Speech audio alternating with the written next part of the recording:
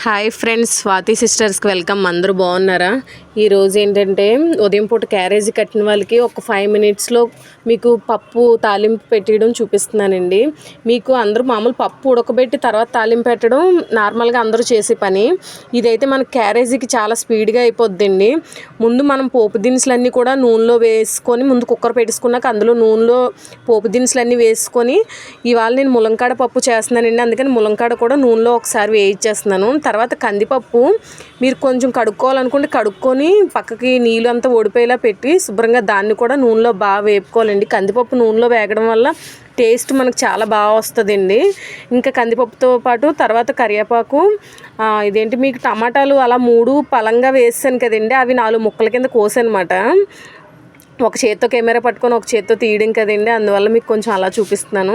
అలా మనకు సరిపడగా టమాటాలు కూడా వేసేసుకొని ఇంకా ఓన్లీ ఇందులో పసుపు కారం అన్నీ వేసేయాలండి. ఉప్పు మటుకు వేయకూడదు. ఉప్పు మటుకు ఆపేసాక లాస్ట్లో వేసుకోవాలండి. ఉప్పు వేస్తే ఉడకదు పప్పు. ఇంక ఇలా ఒక 10 నిమిషాల మటుకు బాగా వేయించుకోవాలి.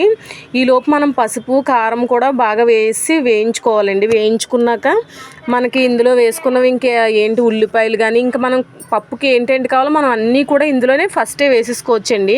ఇంకా పోపు కూడా ఇంకా ఆపేసాక జస్ట్ మనం కలుపుకొని సాల్ట్ వేసుకొని క్యారేజీ కట్టేసుకోవచ్చండి. అంత సులువుగా ఉంటుంది. ఈ పప్పు అయితే మటుకు మీకు టేస్ట్ కూడా నార్మల్ పప్పు కంటే ఇది చాలా డిఫరెన్స్గా ఉంటుందండి. ఇది మీరు ఒక్కసారి ట్రై చేసి చూడండి, చాలా బాగా నచ్చుతుంది మీకు. కరెక్ట్గా 10 అంటే 10 నిమిషాల్లో మీకు పప్పు రెడీ అయిపోద్దండి. ఇదే మీరు టమాటా పప్పు, ఆకుకూర పప్పు, ఇంకా ములంకాడ లేదా వంకాయ పప్పు, మామిడికాయ పప్పు ఏదైనా సరే మీరు ఇదే ప్రాసెస్ చేసేసుకోవచ్చండి. అసలు నార్మల్గా మీరు ఈ పప్పు ఇలా తాలింపు పెట్టి చూడండి, పప్పు కూడా నార్మల్గా ఉడికేదానికంటే చాలా మెత్తగా కూడా ఉడుకుతుంది. మనం నూనె అది ముందుగా వేస్తాం కదండి, చాలా స్మూత్గా కూడా ఉంటుంది. మీరు ఇలా ట్రై చేసి చూడండి. మీ అందరికీ కానీ నచ్చితే కనుక మా ఛానల్ లైక్ చేసి షేర్ చేసి సబ్స్క్రైబ్ చేసుకోండి. ఇదిగోండి ఇలా కుక్కర్ అంతా మనకి చక్కగా ఒక 5 విజిల్స్కే చక్కగా ఇలా మెత్తగా అయిపోద్దండి.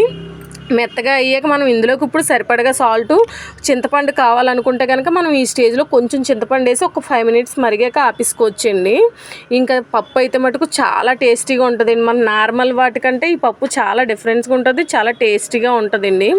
ఓకేనా? మీ అందరికీ కూడా నచ్చితే మా ఛానల్ని లైక్ చేసి షేర్ చేసి సబ్స్క్రైబ్ చేయండి. Bye friends.